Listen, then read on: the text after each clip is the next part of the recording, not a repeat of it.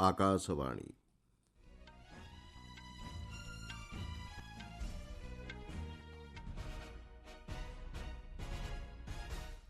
संवाद पढ़ुछंती मलय रंजन मिश्र। मुख्य संवाद समाजर दिव्यांग वर्गों प्रति संवेदनशीलता ही देशर सुनाम निर्धारण करिथाए कहिले राष्ट्रपति। देशर सुरक्षा क्षेत्र को अधिक सशक्त करने पर सरकार विभिन्न पदक्षेप उपर आलोकपात कले स्वराष्ट्रमंत्री। सामुद्रिक सुरक्षा संपर्कित भारत यूरोपीय संघ आलोचना बैठक नुआदिल्ली अनुष्ठित।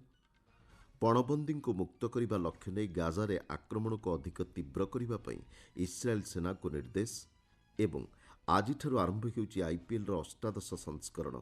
उद्घाटनी मैच रे कोलकाता नाइट राइडर्स और रॉयल चैलेंजर्स बेंगालुरु मध्य हेब मुकाबिला।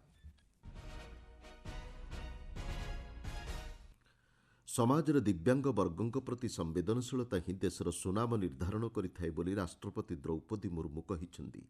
नुआदिल्ली स्थित राष्ट्रपति भवन में गत संध्यारे पर्पल फेस्ट कार्यक्रम को संबोधन करी राष्ट्रपति कहिसेंती दया संवेदनशीलता एवं सौहार्द हेउछि भारतीय संस्कृति और सभ्यतार मूल्यबोध। दिव्यांग व्यक्ति को बुझिबा आपणैबा एवं विभिन्न पदक्षेप अंतर्भुक्त करने एही कार्यक्रम मुख्य उद्देश्य बोली राष्ट्रपति कहिसेंती।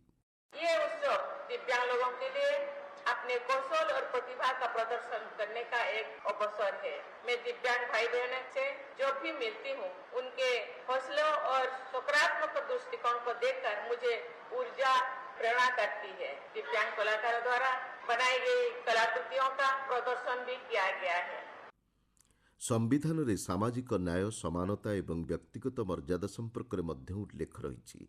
विकसित भारत अभियान में दिव्यांगजन भागीदारिता को सुनिश्चित करने सरकार प्रयास उपर राष्ट्रपति यह अवसर में आलोकपात करते। सूचनायोग्य सामाजिक न्याय और सशक्तिकरण मंत्रालय अधीनस्थ भिन्नक्षम सशक्तिकरण विभाग पक्षर गतकाली राष्ट्रपति भवनर अमृत उद्यान दिव्यांगजन प्रतिभा सफलता और आकांक्षा आधारित दिनिकिया पर्पल फेस्ट कार्यक्रम अनुष्ठित होता। यह अवसर में दिव्यांगजन द्वारा प्रस्तुत सांस्कृतिक कार्यक्रम को राष्ट्रपति देखिथिले। उद्घाटनी समारोह में विभागीय मंत्री डॉक्टर वीरेन्द्र कुमार अध्यक्षता करथिले। ए संपर्क में गणमाध्यम को सूचना दे डॉक्टर कुमार कहिसेंती 2016 मसीह दिव्यांग व्यक्ति अधिकार आईन कार्यकारी हेबा परठारु एहा माध्यम रे एही वर्गर व्यक्तिविशेष को सशक्त करा जिबा सहित सेमानक मध्य आत्मनिर्भरता एवं दृढ़ मनोबल वृद्धि करा जाई पारिछि।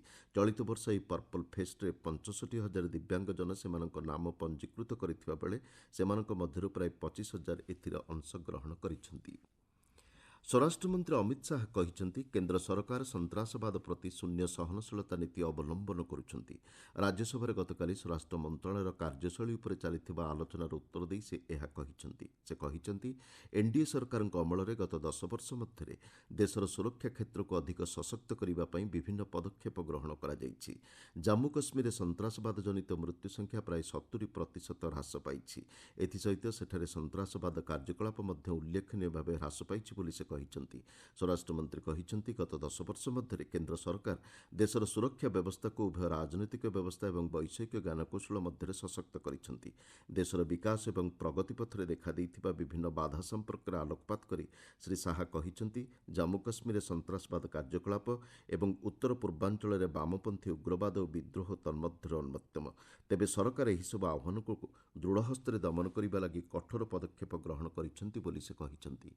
नक्सल प्रभावित क्षेत्र में 18,000 स्क्वायर किलोमीटर से ज्यादा था, अब 4200 स्क्वायर किलोमीटर बचा है। नक्सल प्रभावित जिलों में 1007 बैंक की शाखाएं ये सिर्फ 5 साल में खोलने का काम हुआ है।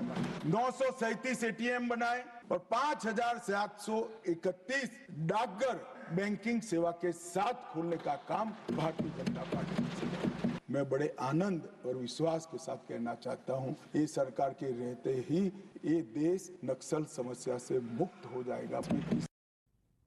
बेआईन निशाद्रव्य कारोबार संपर्क में उल्लेख कर मंत्री श्री शाह कहिसेंती गत 5 वर्ष मध्य 23,000 किलोग्राम सिंथेटिक ड्रग्स जबत करा जाई नष्ट करा जाइछि। आधुनिक प्रजुक्तिविद्या उपयोग माध्यम सरकार निशाद्रव्य कारोबार को रोकिबा पई पदक्षेप ग्रहण करिसेंती बोली श्री शाह सूचना दैछंती। आपण माने संवाद शुणुछंती आकाशवाणी। ଚତୁର୍ଥ ଭାରତ ୟୁରୋପୀୟ ସଂଘ ସାମୁଦ୍ରିକ ସୁରକ୍ଷା ସମ୍ପର୍କିତ ଆଲୋଚନା ବୈଠକ ଗତକାଲି ନୂଆଦିଲ୍ଲୀଠାରେ ଅନୁଷ୍ଠିତ ହୋଇଛି। ବୈଦେଶିକ ବ୍ୟାପାର ମନ୍ତ୍ରଣାଳୟର ନିରସ୍ତ୍ରୀକରଣ ଏବଂ ଅନ୍ତର୍ଜାତୀୟ ସୁରକ୍ଷା ବ୍ୟାପାର ସଂକ୍ରାନ୍ତ ଯୁଗ୍ମ ସଚିବ ମୁଆନ୍ ପୁଇ ସାୱାବି ଏବଂ ୟୁରୋପୀୟ ସଂଘର ବୈଦେଶିକ ସେବା ଓ ସୁରକ୍ଷା ଏବଂ ପ୍ରତିରକ୍ଷା ନୀତି ନିର୍ଦ୍ଦେଶକ ମାସିଏଜ୍ ଷ୍ଟ୍ରାଟେଜିକ୍ ଏହି ଆଲୋଚନାରେ ଉଭୟ ପକ୍ଷର ନେତୃତ୍ୱ ନେଇଥିଲେ। ସୁରକ୍ଷିତ ସାମୁଦ୍ରିକ ପରିବେଶ ବଜାୟ ରଖିବା ସମ୍ପର୍କିତ ବିଭିନ୍ନ ପ୍ରସଙ୍ଗ ବୈଠକରେ ଆଲୋଚନା ହୋଇଛି। ଏହି କ୍ଷେତ୍ରରେ ଭାଗିଦାରିତା ଏବଂ ବ୍ୟାପକ ସାମୁଦ୍ରିକ ନିରାପତ୍ତା ପାଇଁ ଆନ୍ତର୍ଜାତୀୟ ଓ ଆଞ୍ଚଳିକ ବ୍ୟବସ୍ଥାକୁ ସୁଦୃଢ଼ କରିବାର ବିଭିନ୍ନ ମାର୍ଗ ଉପରେ ଉଭୟ ପକ୍ଷ ସମୀକ୍ଷା କରିଥିଲେ। ବେଆଇନ ସାମୁଦ୍ରିକ କାର୍ଯ୍ୟକଳାପକୁ ପ୍ରତିହତ କରିବା, ଗୁରୁତ୍ୱପୂର୍ଣ୍ଣ ସାମୁଦ୍ରିକ ଭିତ୍ତିଭୂମିର ସୁରକ୍ଷା, ଆଞ୍ଚଳିକ ଦକ୍ଷତା, ବିକାଶ ଆଦି ପ୍ରସଙ୍ଗଗୁଡ଼ିକ ଉପରେ ଉଭୟ ପକ୍ଷ ମତ ବିନିମୟ କରିଥିବା ଜଣାପଡ଼ିଛି। ଦକ୍ଷିଣ ଗାଜାର ରାଫା ଏବଂ ଉତ୍ତରାଞ୍ଚଳ ସହର ବେଇତ୍ ଲେହିଆ ସମେତ ଏକାଧିକ ଅଞ୍ଚଳରେ ସ୍ଥଳ ଅଭିଯାନ ବୃଦ୍ଧିକୁ ଇସ୍ରାଏଲ୍ ସେନା ନିଶ୍ଚିତ କରିଛି। ପ୍ରତିରକ୍ଷା ମନ୍ତ୍ରୀ ଇସ୍ରାଏଲ୍ କାଟ୍ଜ କହିଛନ୍ତି, ଅବଶିଷ୍ଟ ପଣବନ୍ଦୀକୁ ହମାସ୍ ମୁକ୍ତ ନ କଲେ ଗାଜାରେ ଆକ୍ରମଣକୁ ଅଧିକ ତୀବ୍ର କରିବା ନେଇ ସେନାକୁ ନିର୍ଦ୍ଦେଶ ଦିଆଯାଇଛି। ସ୍ଥଳ ଆକ୍ରମଣରେ ବହୁ କ୍ଷୟକ୍ଷତି ହୋଇଥିବା ସୂଚନା ମିଳିଛି। ଅସ୍ତ୍ରବିରତି ଅବଧି ଶେଷ ହେବା ପରେ ଇସ୍ରାଏଲ୍ ପକ୍ଷରୁ ଗ୍ରହଣ କରାଯାଇଥିବା କାର୍ଯ୍ୟାନୁଷ୍ଠାନରେ 590ରୁ ଅଧିକ ପାଲେଷ୍ଟାଇନ୍ ଅଧିବାସୀ ନିହତ ହୋଇଥିବା ଜଣାପଡ଼ିଛି। ଆକ୍ରମଣର ତୀବ୍ରତାକୁ ଲକ୍ଷ୍ୟ କଲେ ମୃତ୍ୟୁସଂଖ୍ୟା ବୃଦ୍ଧି ପାଇପାରେ ବୋଲି ପାଲେଷ୍ଟାଇନ୍ ମେଡିକାଲ କର୍ତ୍ତୃପକ୍ଷ ସୂଚନା ଦେଇଛନ୍ତି। ଅନ୍ୟପକ୍ଷରେ ଗାଜାର ସ୍ୱାସ୍ଥ୍ୟ ମନ୍ତ୍ରଣାଳୟ କହିଛି, ଯୁଦ୍ଧ ଆରମ୍ଭ ହେବା ପରଠାରୁ ଇତିମଧ୍ୟରେ 49,617 ଜଣ ପାଲେଷ୍ଟାଇନୀଙ୍କର ମୃତ୍ୟୁ ହୋଇଥିବା ବେଳେ 1,12,950 ଜଣ ଆହତ ହୋଇଛନ୍ତି।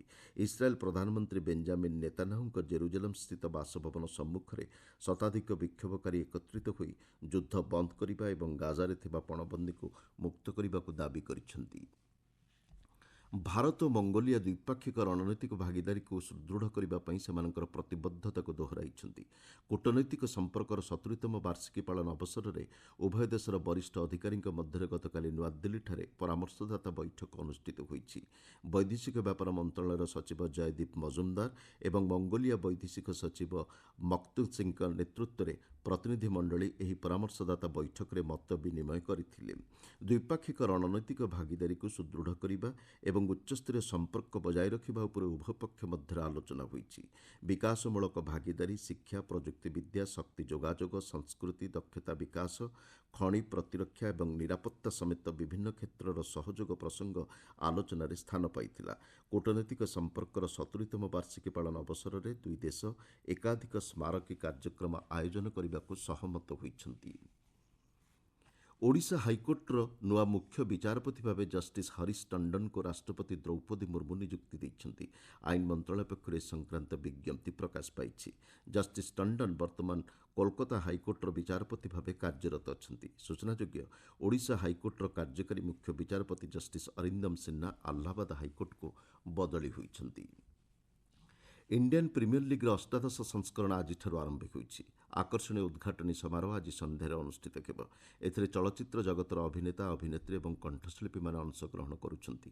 କୋଲକାତାଠାରେ ଅନୁଷ୍ଠିତ ହେବାକୁ ଥିବା ଏହି ଟୁର୍ଣ୍ଣାମେଣ୍ଟର ପ୍ରଥମ ମ୍ୟାଚ୍ରେ କୋଲକାତା ନାଇଟ୍ ରାଇଡର୍ସ ଏବଂ ରୟାଲ୍ ଚ୍ୟାଲେଞ୍ଜର୍ସ ବେଙ୍ଗାଲୁରୁ ମଧ୍ୟରେ ମୁକାବିଲା ହେବ। ଏହି ମ୍ୟାଚ୍ ସନ୍ଧ୍ୟା 7:30ଟାରେ ଆରମ୍ଭ ହେବ। ଏହି ଟୁର୍ଣ୍ଣାମେଣ୍ଟରେ ମୋଟ 10ଟି ଦଳ ଅଂଶଗ୍ରହଣ କରୁଛନ୍ତି। ଫାଇନାଲ୍ ମ୍ୟାଚ୍କୁ ମିଶାଇ ମୋଟ 74ଟି ମ୍ୟାଚ୍ ଏହି ସଂସ୍କରଣରେ ଖେଳାଯିବ। ଏହାର ଫାଇନାଲ୍ ମ୍ୟାଚ୍ ମେ ମାସ 25 ତାରିଖ ରବିବାର ଦିନ କୋଲକାତାର ଇଡେନ୍ ଗାର୍ଡେନ୍ଠାରେ ଅନୁଷ୍ଠିତ ହେବ। 10ଟି ଯାକ ଦଳକୁ ଦୁଇଟି ଗ୍ରୁପ୍ରେ ବିଭକ୍ତ କରାଯାଇଛି। ଗ୍ରୁପ୍ ଏରେ Chennai Super Kings, Royal Challengers Bengaluru, Rajasthan Royals, Punjab Kings ଏବଂ କୋଲକାତା ନାଇଟ୍ ରାଇଡର୍ସ ରହିଛନ୍ତି। ଗ୍ରୁପ୍ ବିରେ Mumbai Indians, Gujarat Titans, Delhi Capitals, Sunrisers Hyderabad ଏବଂ ଲକ୍ଷ୍ନୌ ସୁପର ଜାୟାଣ୍ଟସ୍ ସ୍ଥାନିତ ହୋଇଛନ୍ତି। ଖେଲୋ ଇଣ୍ଡିଆ ପାରାଗେମ୍ସର ପ୍ରତିଯୋଗିତାର ଗତକାଲି ଦ୍ୱିତୀୟ ଦିନରେ ବ୍ୟାଡ୍ମିଣ୍ଟନ ଏବଂ ଅନ୍ୟାନ୍ୟ ଆଥ୍ଲେଟିକ୍ସ ବର୍ଗରେ ପ୍ରତିଯୋଗିତା ଅନୁଷ୍ଠିତ ହୋଇଥିଲା। ନୂଆଦିଲ୍ଲୀର ଜବାହରଲାଲ ନେହେରୁ ଷ୍ଟାଡିୟମ୍ଠାରେ ଦୌଡ଼କୁଦ ପ୍ରତିଯୋଗିତାରେ ପାରା କ୍ରୀଡ଼ାବିତ୍ମାନେ ସେମାନଙ୍କର ଦକ୍ଷତା ପ୍ରଦର୍ଶନ କରିଥିଲେ। ଗତକାଲି ସୁଦ୍ଧା ତାମିଲନାଡୁ 9ଟି, ହରିୟାଣା 7ଟି, ମହାରାଷ୍ଟ୍ର ଏବଂ ଉତ୍ତରପ୍ରଦେଶ 5ଟି ଲେଖାଏଁ ସ୍ୱର୍ଣ୍ଣପଦକ ହାସଲ କରିଛନ୍ତି। ମୁଖ୍ୟ ସମ୍ବାଦଗୁଡ଼ିକ ପୁଣି ଥରେ। ସମାଜର ଦିବ୍ୟାଙ୍ଗ ବର୍ଗଙ୍କ ପ୍ରତି ସମ୍ବେଦନଶୀଳତା ହିଁ ଦେଶର ସୁନାମ ନିର୍ଦ୍ଧାରଣ କରିଥାଏ, କହିଲେ ରାଷ୍ଟ୍ରପତି। ଦେଶର ସୁରକ୍ଷା କ୍ଷେତ୍ରକୁ ଅଧିକ ସଶକ୍ତ କରିବା ପାଇଁ ସରକାରଙ୍କ ବିଭିନ୍ନ ପଦକ୍ଷେପ ଉପରେ ଆଲୋକପାତ କଲେ ସ୍ୱରାଷ୍ଟ୍ରମନ୍ତ୍ରୀ। ସାମୁଦ୍ରିକ ସୁରକ୍ଷା ସମ୍ପର୍କିତ ଭାରତ ଓ ୟୁରୋପୀୟ ସଂଘ ଆଲୋଚନା ବୈଠକ ନୂଆଦିଲ୍ଲୀଠାରେ ଅନୁଷ୍ଠିତ। ପଣବନ୍ଦୀଙ୍କୁ ମୁକ୍ତ କରିବା ଲକ୍ଷ୍ୟ ନେଇ ଗାଜାରେ ଆକ୍ରମଣକୁ ଅଧିକ ତୀବ୍ର କରିବା ପାଇଁ ଇସ୍ରାଏଲ୍ ସେନାକୁ ନିର୍ଦ୍ଦେଶ ଏବଂ ଆଜିଠାରୁ ଆରମ୍ଭ ହେଉଛି ଆଇପିଏଲ୍ର ଅଷ୍ଟାଦଶ ସଂସ୍କରଣ। ଉଦ୍ଘାଟନୀ ମ୍ୟାଚ୍ରେ କୋଲକାତା ନାଇଟ୍ ରାଇଡର୍ସ ଏବଂ ରୟାଲ୍ ଚ୍ୟାଲେଞ୍ଜର୍ସ ବେଙ୍ଗାଲୁରୁ ମଧ୍ୟରେ ହେବ ମୁକାବିଲା। ସମ୍ବାଦ ଶେଷ ହେଲା।